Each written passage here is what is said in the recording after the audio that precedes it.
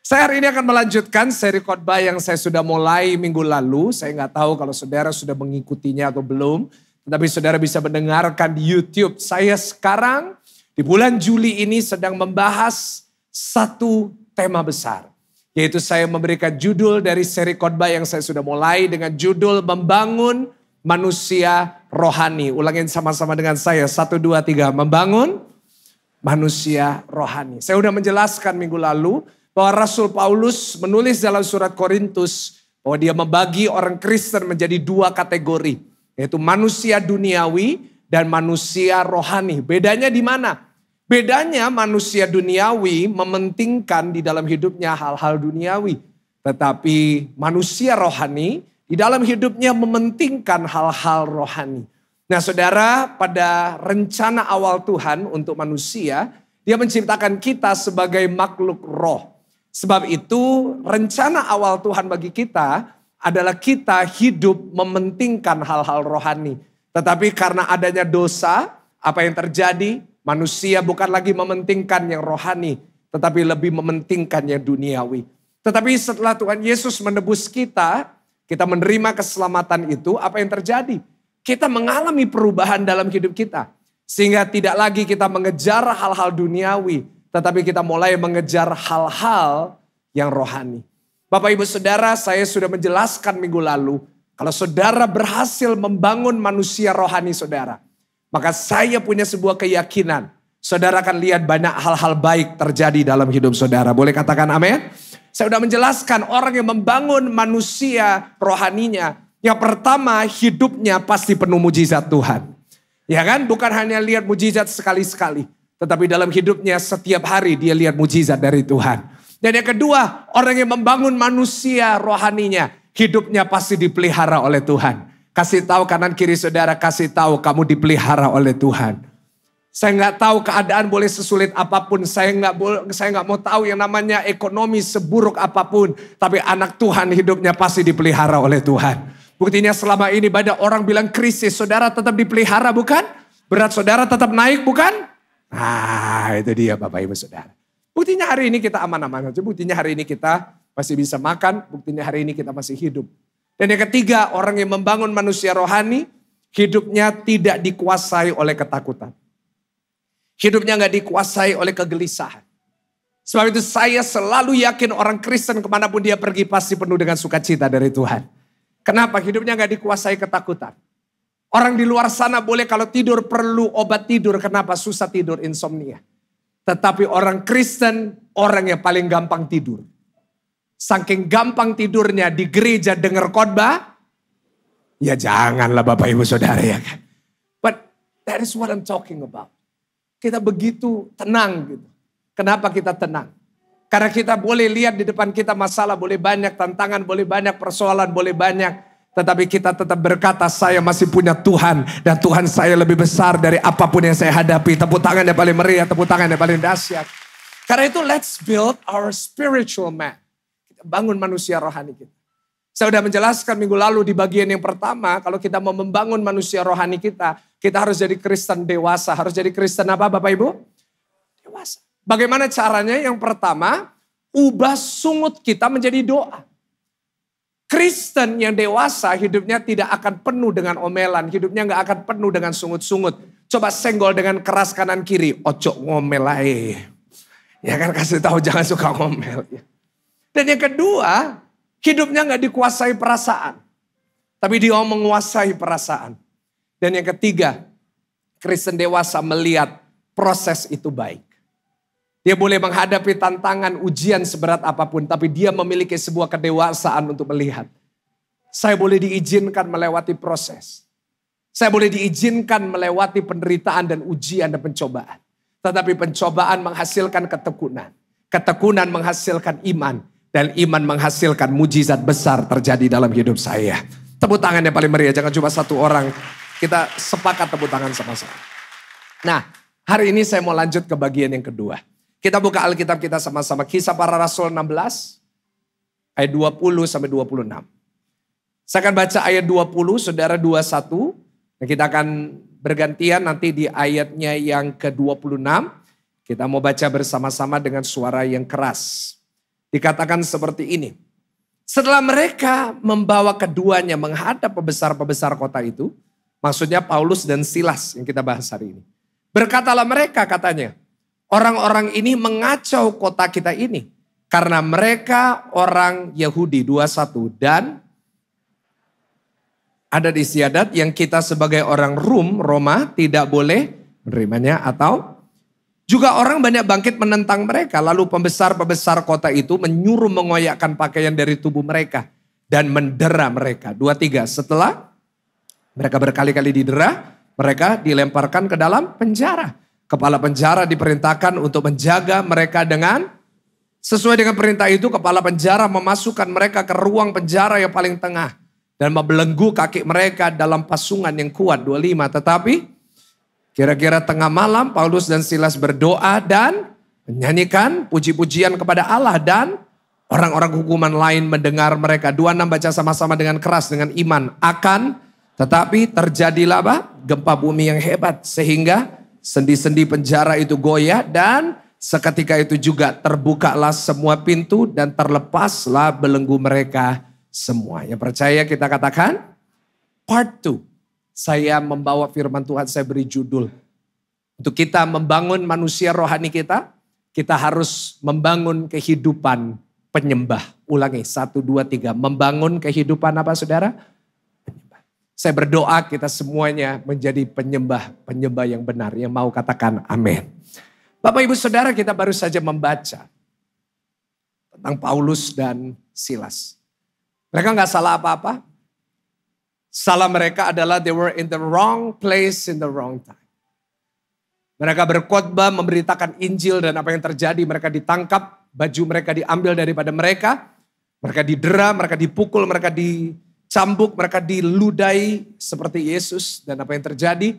Dimasukkan ke dalam penjara tanpa adanya pengadilan. Dan mereka masuk di dalam penjara itu, ada satu pesan sponsor dari petinggi-petinggi Roma.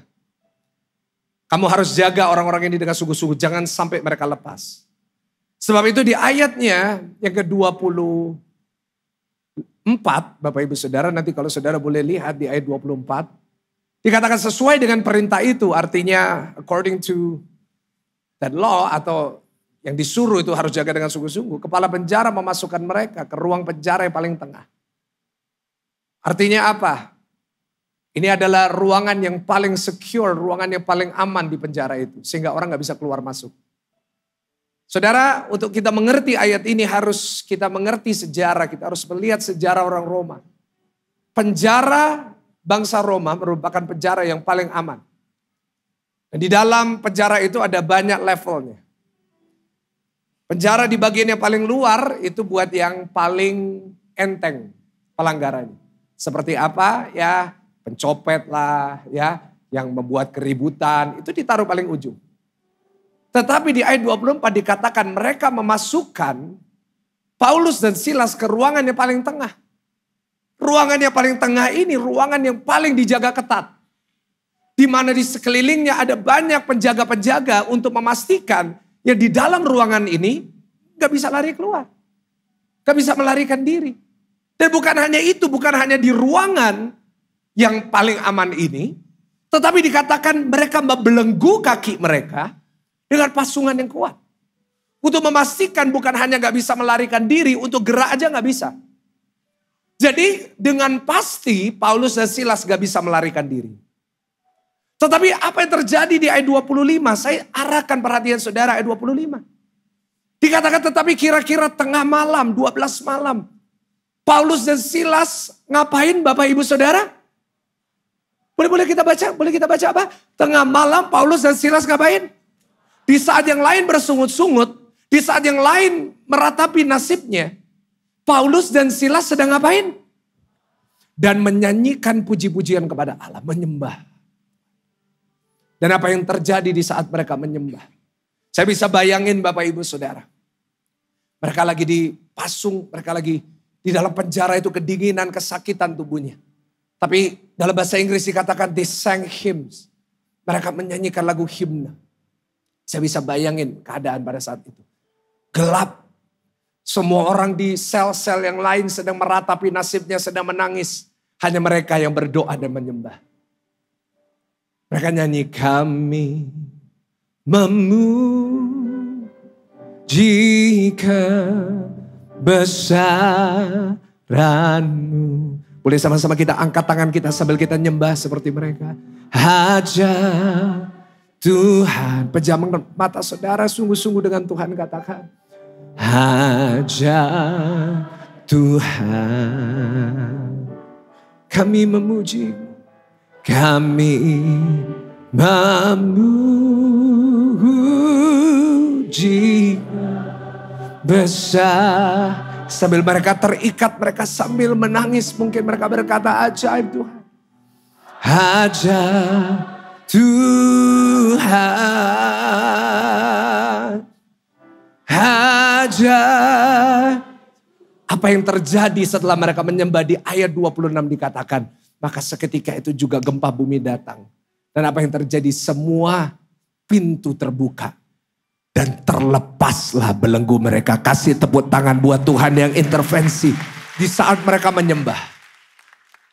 Tuhan turun tangan. Saya mau beritahu kepada setiap saudara yang datang dalam ibadah ini.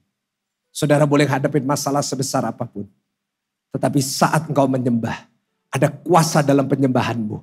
Dan di saat ada kuasa dalam penyembahanmu. Saat penyembahanmu naik ke surga. Maka saya percaya surga gak tahan. Surga turun tangan, membuka jalan, menolong, melepaskan belenggu hidup saudara. Yang setuju katakan amin. Karena itu hari ini kita mau belajar menjadi penyembah. Di mana penyembahan kita penuh dengan kuasa. Yang mau katakan amin Bapak Ibu Saudara. Nah tapi kita hari ini gak akan belajar cara menyembah. Kita hari ini mau belajar bagaimana kita jadi penyembah yang baik. Karena saudara saya mau katakan Tuhan menilai penyembahan beda dengan cara manusia menilai. Kalau manusia menilai penyembahan, itu selalu dengan hal-hal yang very superficial. Maksudnya gimana? Kadang-kadang ada orang yang bilang gini, oh ini penyembahannya enak. Kenapa?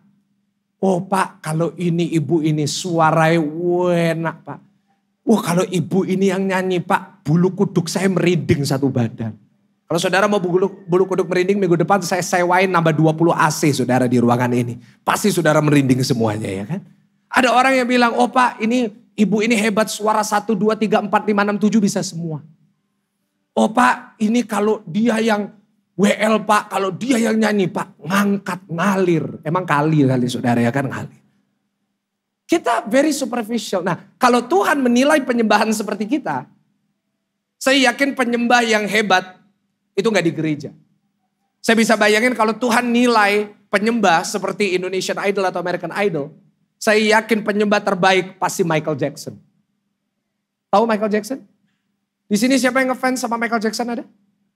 Oh enggak pernah dengar gitu-gituan ya saudara ya. Dengarnya cuma GSS Worship gitu kan. Penyembahan Hillsong gitu ya di sini ya. Luar biasa semuanya. Kalau saya sih meskipun pendeta ya gembala saya juga dengerin gitu. Saya paling favorit sama Michael Jackson sampai hari ini. Saya ini suka Michael Jackson salah satunya karena namanya sama-sama Michael. Ya sesama Michael harus saling mendukung saudara. Nah saya suka banget tapi in spite of that saya rasa Michael Jackson itu penyanyi yang paling hebat. Gak ada sampai hari inilah saudara mau siapapun lah sekarang artis sekarang. Gak ada deh yang ngalahin teknik dan kehebatan suaranya Michael Jackson. Saya dulu tuh begitu ngefansnya sama Michael Jackson di zaman saya WL. Jadi saya kan dulu WL. Saya sampai saking ngefansnya sama Michael Jackson, saya tuh nyanyinya mau kayak Michael Jackson. Mau ceguan sambil nyanyi. Nah kan gitu saudara ya kan. Saya sambil teriak sambil WL, hihi. Ya kan gitu. Ada tambahan campuran-campuran dikit, tapi untungnya nggak sampai segitunya Bapak Ibu Saudara. Nah kalau Tuhan nilainya seperti itu, pasti yang hebat Michael Jackson, Whitney Houston, Earth, Wind and Fire. Iya pendeta saudara ini kuno sekali saudara ya kan, selera-seleranya yang seperti itu. Nah tapi Tuhan nilainya nggak kayak gitu. Tuhan gak nilai penyembahan itu dari speakernya yang enak, mic-nya yang enak. Itu semua bagus. Tapi Tuhan nilainya gak kayak gitu. Nah yang Tuhan nilai apa? Yang Tuhan nilai itu bukan kualitas penyembahannya. Bukan kualitas suaranya. Kalau Tuhan nilai dari kualitas suara, mohon maaf ya, kita banyak yang gak lulus. Ada orang itu yang nyanyi enak, tapi lebih enak kalau gak nyanyi Bapak Ibu Saudara. Ya kan? Ada orang yang jangankan nyanyi, batu aja udah fales saudara. Nah, kalau Tuhan nilai gitu kacau enggak. Tapi Tuhan nilai penyembahan kita itu bukan dari kualitas penyembahannya. Tuhan menilai itu dari kualitas penyembahnya. Jadi yang menentukan penyembahan itu ada kuasa atau tidak, bukan kualitas suaranya, bukan kualitas musiknya, bukan enak gak enak lagunya. Tetapi yang menentukan penyembahan kita punya kuasa atau tidak, terletak di kualitas penyembahnya. Pertanyaan saya, apakah kita sudah menjadi penyembah yang berkualitas? Karena itu yang dinilai oleh Tuhan, Bapak Ibu Saudara. Saya berdoa di tempat ini, kita memeriksa diri kita masing-masing. Sudahkah saya jadi penyembah yang berkualitas yang Tuhan mau? Paulus dan Silas bukan penyanyi yang hebat tentunya. Saya bisa bayangin ya, ini gak ada di Alkitab, tapi saya bisa bayangin Paulus itu mungkin suaranya agak fales-fales sedikit. Kenapa? Karena dia pernah cerita di dalam suratnya gini. Aku tahu banyak dari antara kamu suka bilang kalau aku khotbahku membosankan. Paulus pernah ngomong gitu loh tentang dirinya. Saya yakin kalau hari ini Rasul Paulus saya suruh khotbah, saudara pasti ketiduran. Karena dia nulis itu sendiri, memang aku ahlinya bukan di sini. Jadi saya gak bisa bayangin Paulus ini orang panggung, enggak. Suaranya gak enak, Silas juga. Mereka berdua bukan pakai alat yang terbaik. Bayangin mereka di dalam penjara, gak ada piano, gak ada gitar. Mereka gak ada mic, mereka gak ada alat-alat itu. Tapi mereka berdoa, mereka muji Tuhan dan apa yang terjadi. Karena Tuhan lihat penyembahan itu. Datang dari penyembah yang benar. Penyembah yang Tuhan mau, apa yang terjadi? Penyembahan mereka itu penuh dengan kuasa. Di saat mereka menyembah, apa yang terjadi? Saya catat yang pertama, Tuhan turun tangan dimanapun mereka berada. Di tempat yang paling aman, paling dijaga. Tempat yang gak mungkin orang bisa menolong mereka. Kalau Tuhan yang menolong, orang boleh merekakan yang jahat terhadap hidup saudara. Tetap surga akan memastikan saudara yang akan keluar sebagai lebih dari pemenang. Boleh kasih tepuk tangan yang paling meriah buat Tuhan. Jangan cuma satu orang, kita semuanya harus tepuk tangan buat Tuhan. Dan yang kedua, pintu-pintu dibukakan. Pintu apa yang sedang tertutup dalam hidup saudara Bapak Ibu? Apa yang sedang tertutup dalam hidup saudara? Apakah itu pintu pekerjaan? Mungkin sudah berkata, Pak saya sudah terlalu tua. Pak usia saya udah terlalu lanjut. Saya gak mungkin bisa mulai sesuatu yang baru. Pintunya udah tertutup bagi saya. Saya mau katakan seberapa banyak pintu yang sudah tertutup dalam hidup saudara. Kalau Tuhan udah buka pintu, gak ada satupun yang bisa menutupnya. Dan yang ketiga, orang yang menyembahnya lahir dari seorang penyembah yang benar. Yang ketiga, dia akan lihat belenggu-belenggu dilepaskan, dipatahkan di dalam nama Tuhan Yesus. Dikatakan mereka dipasung dengan belenggu yang kuat. Kalau saya boleh katakan terkuat untuk memastikan mereka gak akan lepas. Tapi di saat Tuhan mendengar penyembahan dari penyembah yang benar yang namanya Paulus dan Silas. What happened? Yang terjadi adalah belenggu-belenggu itu dilepas. Mungkin engkau sedang terbelenggu dengan segala macam dosa di dalam hidup saudara. Engkau gak bisa lepas. Kau sedang terbelenggu dengan kutuk keturunan. Mungkin apa yang orang tuamu lakukan sedang menimpa dirimu. Mungkin ada kutuk orang tua yang cerai. Engkau juga lagi di ujung. Di dalam pernikahanmu sehingga engkau akan memasuki perceraian. Dengar saya baik. Kalau hari ini engkau menyembah Tuhan dengan sungguh-sungguh. Dan engkau merupakan seorang penyembah yang benar. Maka saya yakin dan percaya segala macam belenggu Tuhan patahkan hari ini di dalam nama Tuhan Yesus. Tepuk tangan lebih mantap yang paling meriah buat Tuhan. So that's why. Hari ini kita mau belajar menjadi penyembah yang benar. Boleh saya tanya? Berapa banyak dari saudara mau menjadi penyembah yang benar? Angkat tangan saudara tinggi-tinggi. Puji Tuhan. Mari kita mau belajar bersama-sama. Yang pertama, kita akan buka dari Kejadian 22 ayat 1 sampai 5. Kita buka sama-sama. Kejadian 22, ayat yang pertama sampai ayat yang kelima.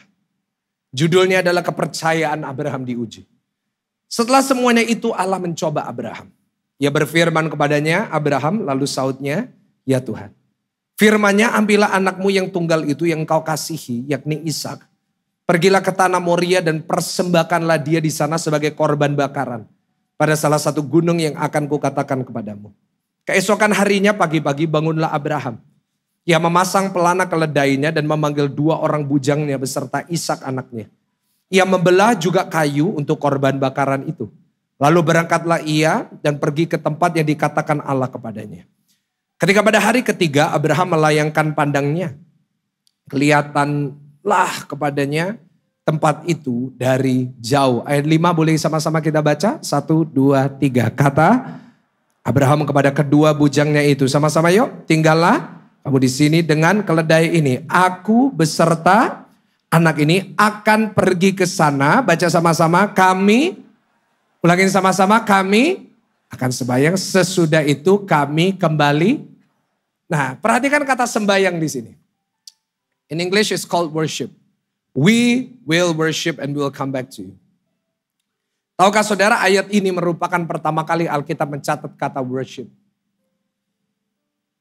Jadi worship pertama kali yang disebut oleh Alkitab bukan dalam bentuk lagu, bukan dalam bentuk puisi, tetapi di dalam ceritanya Abraham mau mempersembahkan anaknya namanya Ishak.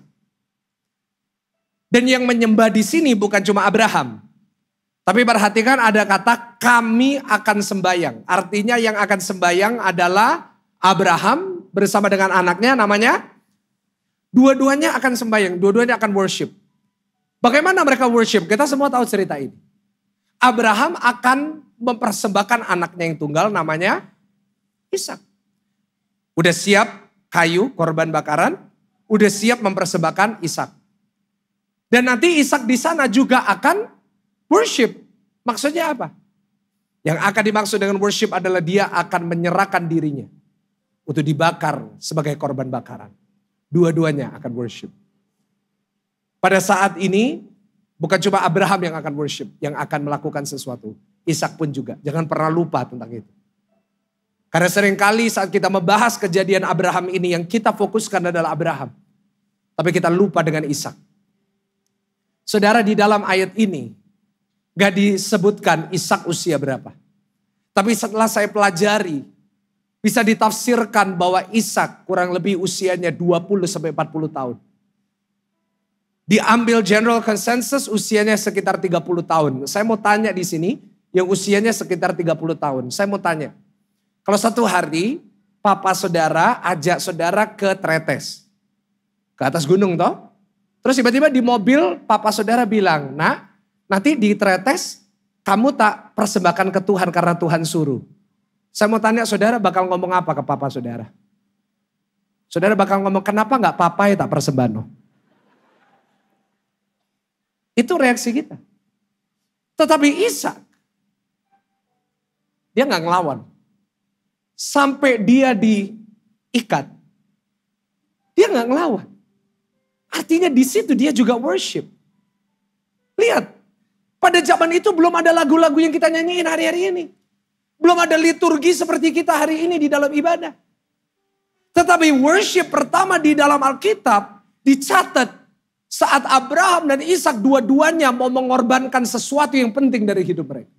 Abraham mempersembahkan anaknya yang dia cintai. Dia tunggu bertahun-tahun buat anak ini. I know how that feels. Saya tahu bagaimana rasanya karena saya tunggu waktu yang lama untuk anak saya.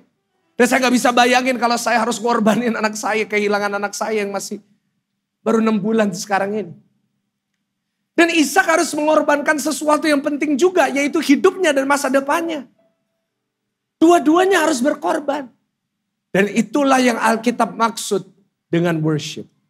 Jadi kalau hari ini saudara mau menjadi penyembah yang benar, perhatikan yang pertama, catat baik-baik. Kita harus punya kehidupan yang mau berkorban.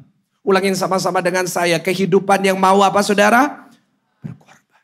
Pertanyaan saya, sudahkah kita mau berkorban buat Tuhan? Apakah kita sudah menghidupi kehidupan yang dihidupi oleh Abraham dan Ishak?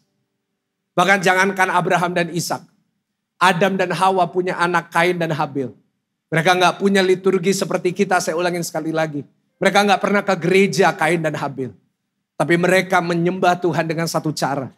Mereka membawa korban persembahan kepada Tuhan. Bahkan itu yang membuat mereka jadi ribut Bapak Ibu Saudara.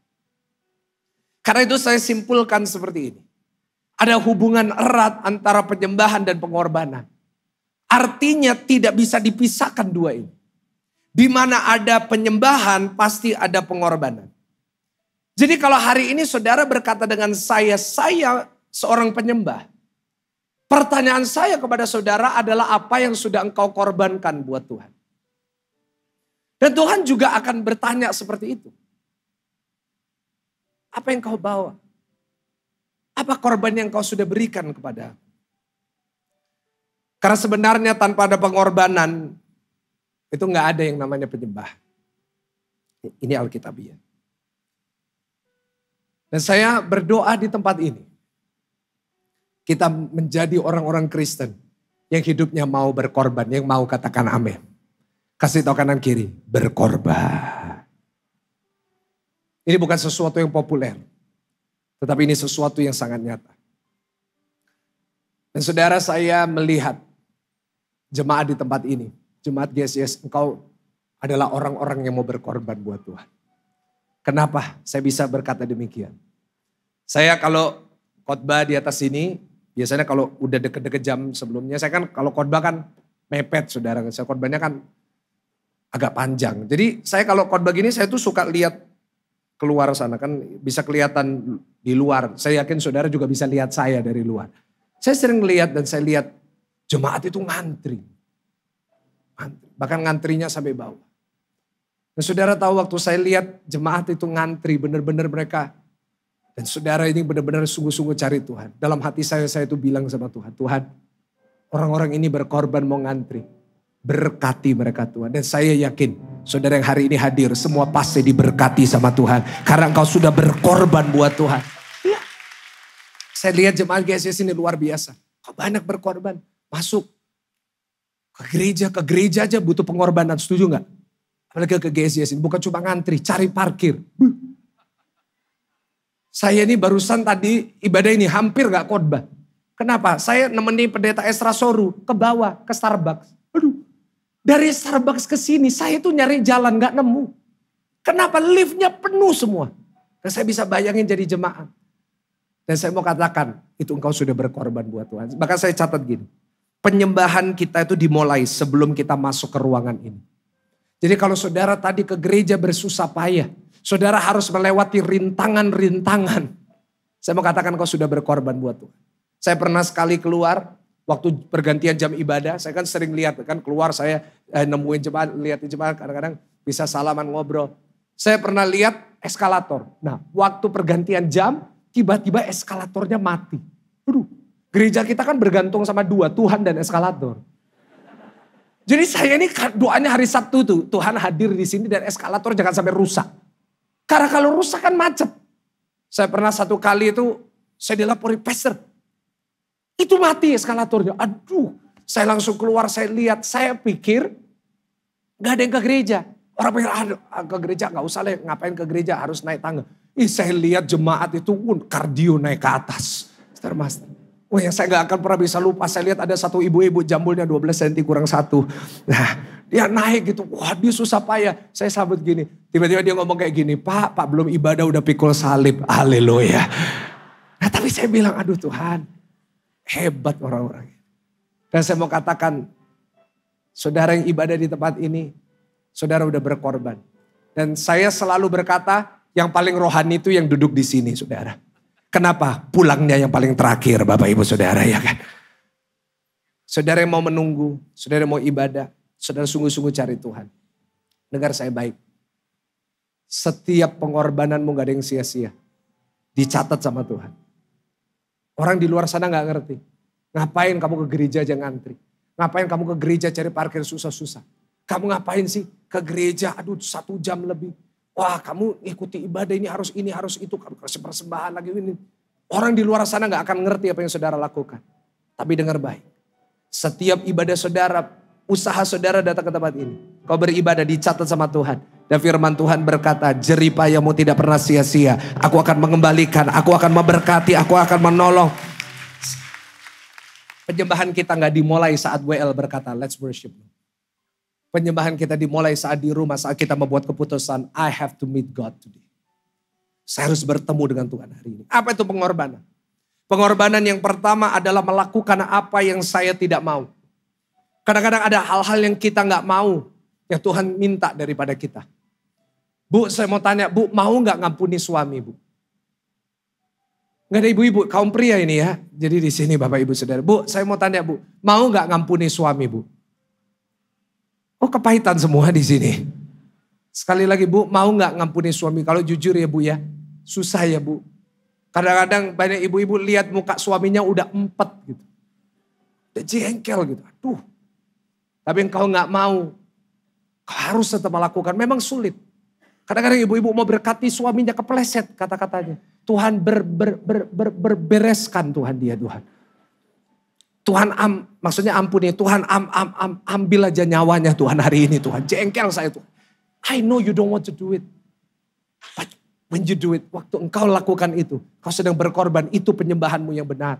Pak, saat engkau di jalan Pak, engkau pasti gak mau ngalah kan Pak sama mobil lain Pak. Kalau ada mobil mepet, engkau pasti maunya mepet balik. Dia pepet lagi, saudara pepet lagi. Dia pepet lagi, saudara pepet. Kalau perlu naik trotoar dan saudara bilang puji Tuhan. Tetapi Pak, boleh gak? Memang kita gak mau ngalah Pak. Kita sama orang kita pasti gak mau ngalah Pak. Tapi boleh gak kita lakukan yang kita gak mau? Itu adalah penyembahan kita. Anak-anak muda saya yakin. Saudara kadang-kadang gak mau dengerin orang tua. Kadang-kadang kau merasa lebih tahu. Kau merasa lebih pintar. Kau merasa orang tuaku ketinggalan zaman. Tapi boleh gak? Kita sebagai anak-anak muda kita belajar untuk menghormati orang tua kita. Karena itu firman Tuhan. Kita gak mau. Tapi kita lakukan. Di situ adalah letak penyembahan kita yang sejati di hadapan Tuhan. Yang mau kasih tepuk tangan dulu. Yang paling meriah. Tepuk tangan yang paling dahsyat buat Tuhan. Dan yang kedua. Pengorbanan itu ada sesuatu yang berkurang dari saya. Kalau sampai gak ada yang keluar atau gak ada yang hilang dari saya, apa artinya penyembahan kita? Saya sering ngobrol sama orang. Pastor saya kalau ikut ibadah itu, pulang ibadah itu suara saya hilang. Kenapa? Saya nyembah, saya memuji Tuhan. Saya bilang, that's good. Saya beri jempol. Saya ini lagi flu. Suara saya ini udah hilang beberapa hari, tapi saya tetap ngotot teriak-teriak. Ini hilang. Nanti malam saya gak bisa ngomong ini sudah. But kenapa saya lakukan ini? Karena saya harus melakukan sesuatu yang lebih. Dan yang ketiga, pengorbanan itu melakukan lebih daripada seharusnya. Kadang-kadang kita gak perlu melakukan sesuatu. Pak, saya gak perlu ini. Saya gak perlu ngelakuin ini, but we do it. Saudara gak harus pelayanan. Tapi saudara mengambil waktu, saudara mengambil keputusan, saya mau melayani, saya mau mengikuti. Semua yang diminta daripada saya. That's good. Kau sudah berkorban. Kenapa sih Tuhan minta kita berkorban? Mungkin ada yang bilang, Pak Tuhan itu masa kurang berkat sih? Pak Tuhan itu apa sih kok minta dari saya? Bukannya dia punya segalanya. Saya mau beritahu Tuhan gak perlu harta saudara. Tuhan gak perlu pujian penyembahan saudara. Firman Tuhan berkata, if you don't want to worship, I can make the rocks worship. Kalau engkau gak mau berdoa memuji Tuhan, batu ini bisa aku buat memuji Tuhan. Dia gak butuh harta kita, lantai di surga dari emas. Saya gak tahu sekaya apapun saudara gak mungkin lantainya emas. Dia gak butuh, tetapi kenapa dia minta kita worship? Bukan dia butuh. Tetapi di saat kita menyembah, saat kita berkorban, kita sedang menyatakan kepada Tuhan, kita membuktikan kepada Tuhan bahwa Tuhan lebih penting daripada keinginan dan kenyamanan saya. Tuhan lebih penting dari segalanya. Sama-sama katakan Tuhan lebih penting. Lebih keras lagi katakan Tuhan lebih penting. Ya percaya dia lebih penting. Kasih tepuk tangan yang paling meriah. Tepuk tangan yang dahsyat. Seperti saudara merasa dia lebih penting dari segalanya. Karena itu hari ini berkorbanlah buat Tuhan. Apa yang bisa kita korbankan? Yang pertama korbankan waktu. Ulangi sama-sama korbankan apa saudara? Give him your time every single day. Setiap hari berikan waktu saudara kepada Tuhan. Saya tahu saudara sibuk tapi boleh nggak? Kita berikan waktu kita kepada Tuhan setiap hari. Jangan cuma hari Minggu. Ada banyak orang Kristen jangankan setiap hari. Ibadah hari Minggu aja gak kasih waktu sama Tuhan. Ibadah sih ibadah. Tapi gak mau dengar khotbah, gak ikut ibadah, gak ikut nyembah. Saya mau katakan kepada saudara, kalau saudara ibadah 2 jam aja, kita ini ibadah 1,5 jam sampai 2 jam. Kalau kita ibadah 2 jam aja kita gak bisa berikan sama Tuhan sungguh-sungguh. Jangan bilang kepada saya tentang penyembahan. Kalau saudara ibadah 2 jam aja masih main handphone, ngobrol sama sebelah, buka Instagram, balas WA. Jangan bilang deh tentang penyembahan. Kenapa? Karena 2 jam waktu saudara di hari Minggu aja gak bisa kasih sama Tuhan. Apalagi hari lain. Bagi saya sih saya gak pusing Bapak Ibu kalau saudara mau lakuin apapun. Kalau zaman dulu saya khotbah awal-awal, saya dulu khotbah gitu. Saya paling terganggu sama orang yang main handphone ngobrol. Saya pernah satu kali saking jengkelnya ada orang yang main handphone, saya tegur dari atas mimbar. Pak boleh gak ini lagi ibadah jangan main handphone. Itu zaman hukum Taurat, sekarang udah kasih karunia semua Bapak Ibu Saudara. Saudara sekarang ibadah mau ngapain aja, silakan. Saudara bahkan tengah saya khotbah, mau berdiri pulang, saya persilakan, tapi masuk neraka. Tapi saudara mau ngapain aja, it's up to you. Tapi boleh nggak? Not for me. Saya nggak butuh waktu saudara, saya nggak butuh perhatian saudara. Saudara mau dengar nggak dengar, saya sudah aman, saya udah secure, saya udah aman dengan Tuhan. Yang penting saya udah nyampein firman Tuhan. Tapi boleh nggak kalau kita mau nyembah Tuhan, kita kasih waktu kita buat Tuhan yang mau katakan amin. Just 2 hours. Setiap hari 15 menit, setengah jam, doa pagi, cari Tuhan. Saya mendengar banyak pepatah berkata, time is money. Dulu saya nggak mengerti, time is money. Kenapa saya punya banyak waktu? Tapi sekarang bertambahnya tanggung jawab saya, pekerjaan saya. Waktu saya makin terbatas.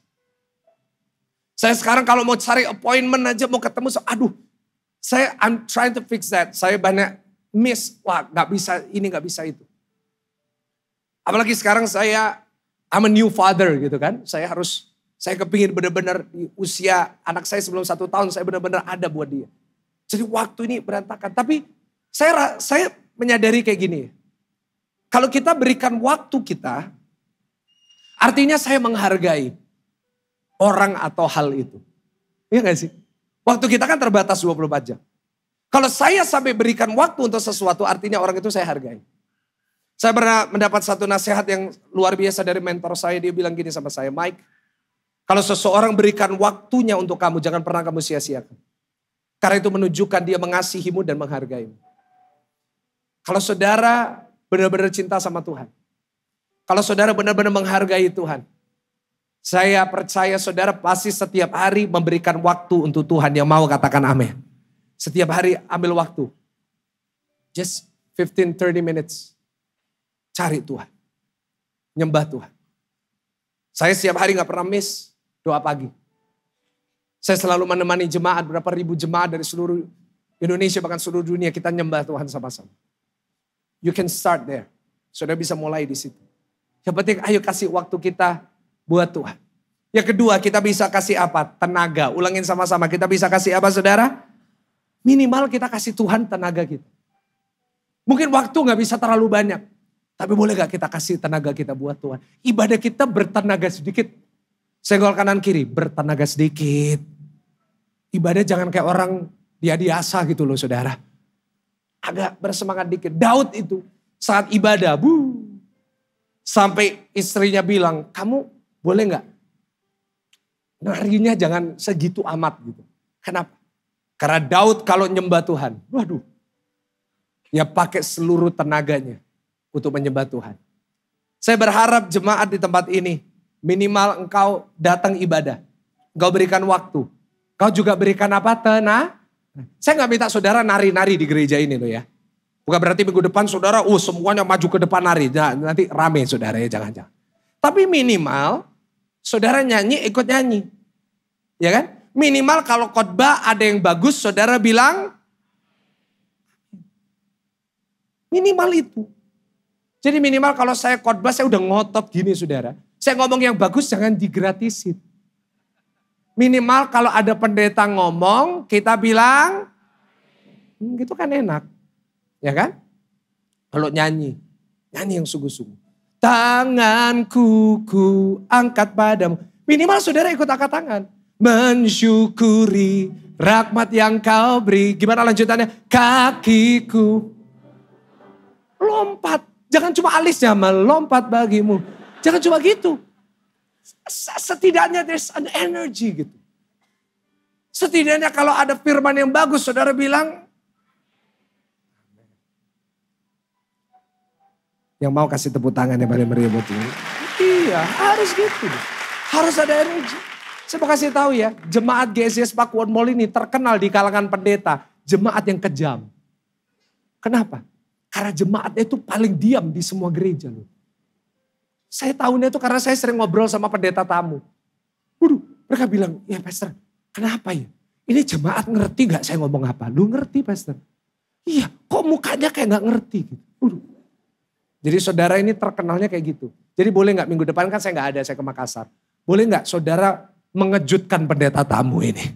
Ya kan minggu depan ada pendeta Billy Lantang sama Pastor Levi Supit. Buat mereka deg-degan Bapak Ibu Saudara.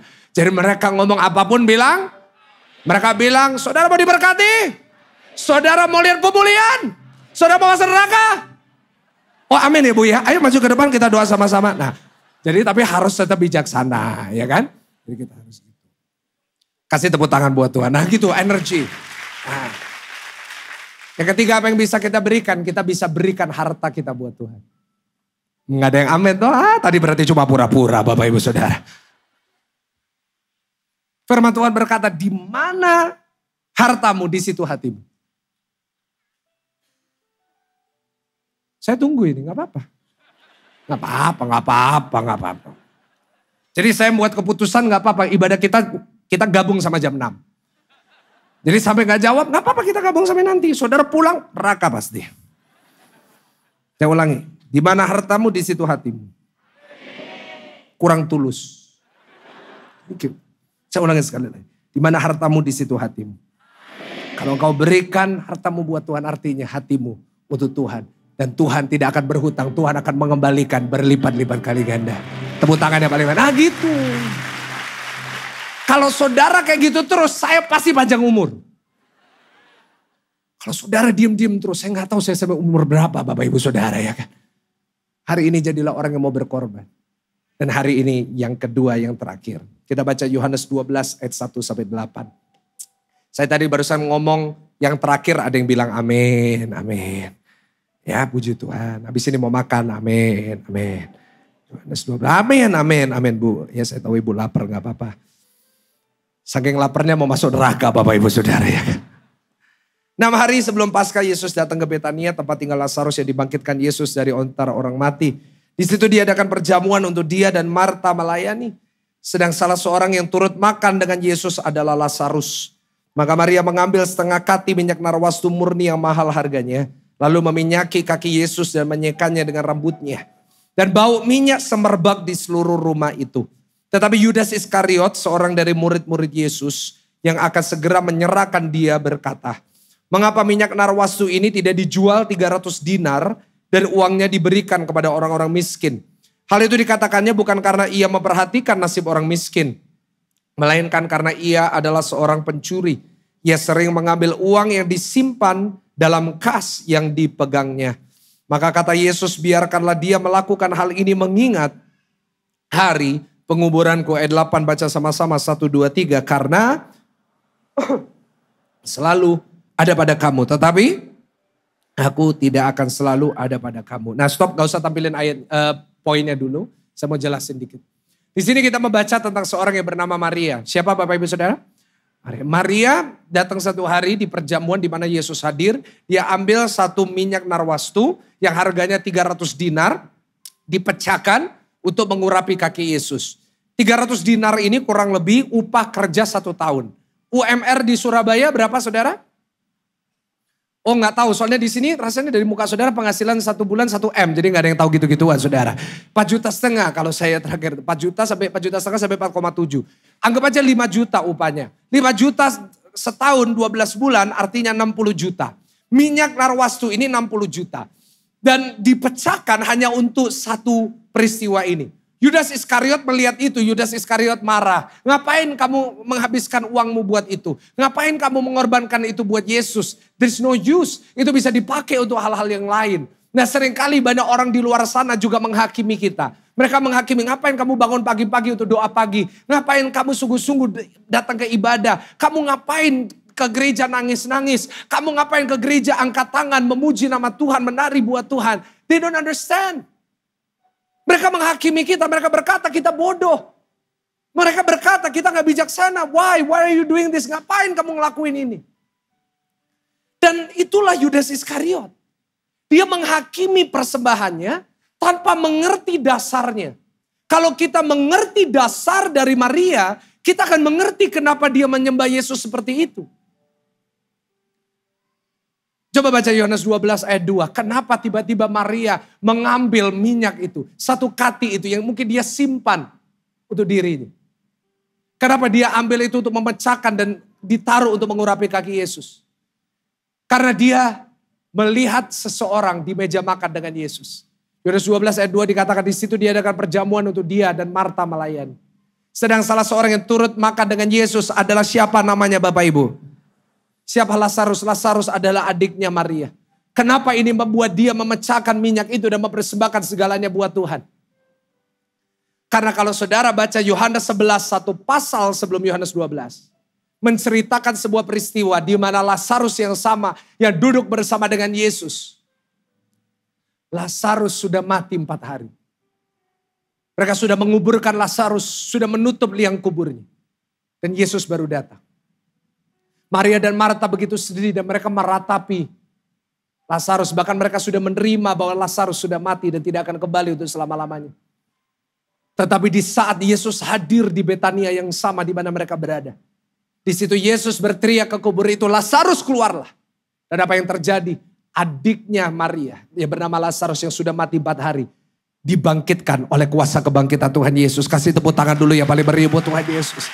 Jadi di Yohanes 11 Maria melihat itu. Yohanes 12 dia sedang duduk dan dia melihat Yesus berbincang dengan Lazarus. Dan di dalam hatinya dia berkata, ini hanya bisa terjadi karena ada Tuhan Yesus pada saat itu. Hatinya penuh dengan ucapan syukur. Karena itu yang kedua, yang terakhir, pemain musik silakan naik. Bagaimana kita membangun kehidupan seorang penyembah. Kita harus punya kehidupan yang bersyukur setiap hari. Kasih tahu kanan kiri saudara, kasih tahu mereka bersyukur. Kenapa Maria menyembah? Kenapa Maria memberikan yang terbaik? Karena dia bersyukur. Dia bersyukur bahwa karena ada Yesus, adiknya tidak jadi mati. Kenapa dia mau mempersembahkan yang terbaik untuk Yesus?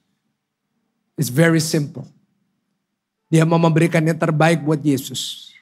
Karena dia bisa berkata di dalam hatinya pada saat dia melihat Lazarus adiknya. Dia bisa berkata seperti ini, kalau bukan karena Yesus. Boleh ulangi kalimat itu Bapak Ibu, kalau bukan apa saudara? Kurang keras sama-sama katakan kalau bukan. Dia berkata dalam hatinya kalau bukan karena Yesus. Gak ada Lazarus di sini. I just want to remind you. Kita hari-hari ini udah seakan-akan lupa apa yang terjadi 4 tahun yang lalu. Kita seakan-akan sudah terhalaui dengan segala macam liburan, kesenangan, traveling, keindahan, segala sesuatu sampai kita lupa keadaan kita di tahun 2020.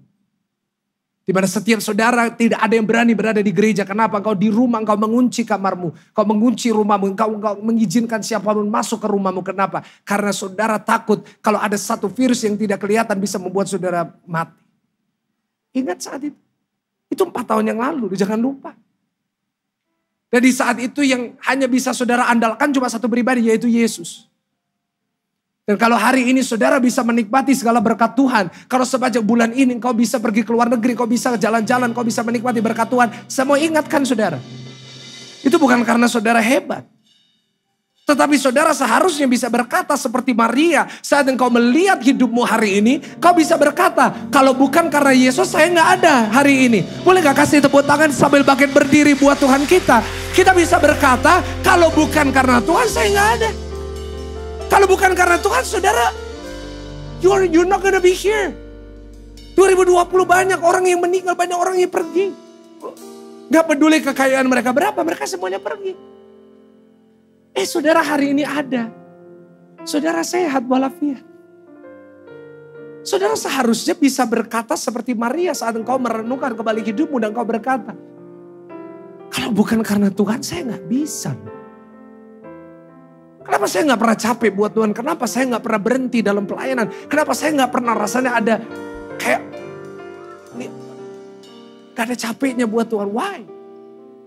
Karena saya menyadari hari ini, kalau bukan karena Tuhan saya nggak bisa ada. Itulah ucapan syukur. Bapak Ibu dengar saya baik. Setiap kali engkau berkata, aku malas ke gereja. Aku malas berdoa. Aku malas baca Alkitab. Boleh nggak? Kita renungkan kembali hidup kita dan kita tanya sama diri kita. Kalau bukan karena Tuhan aku ini udah di mana? Kalau bukan karena Tuhan aku ini udah hilang. Kalau bukan karena Tuhan usahaku udah hancur. Kalau bukan karena Tuhan penyakit itu udah membunuh aku. Kalau bukan karena Tuhan keluargaku udah hancur. Saya bisa berkata di atas mimbar ini. Kalau bukan karena Tuhan, gak ada GSJS. Setiap hari kita bisa bersyukur. Kenapa setiap minggu gak pernah capek-capeknya kita ibadah sama Tuhan, menyembah Tuhan. Karena kita menyadari satu hal dalam hidup kita. Semua yang kita miliki, semua oleh karena kemurahan Tuhan. Sebab itu kita menyembah. That's why we worship Him. Mari kita menghampiri Tuhan Bapak Ibu Saudara.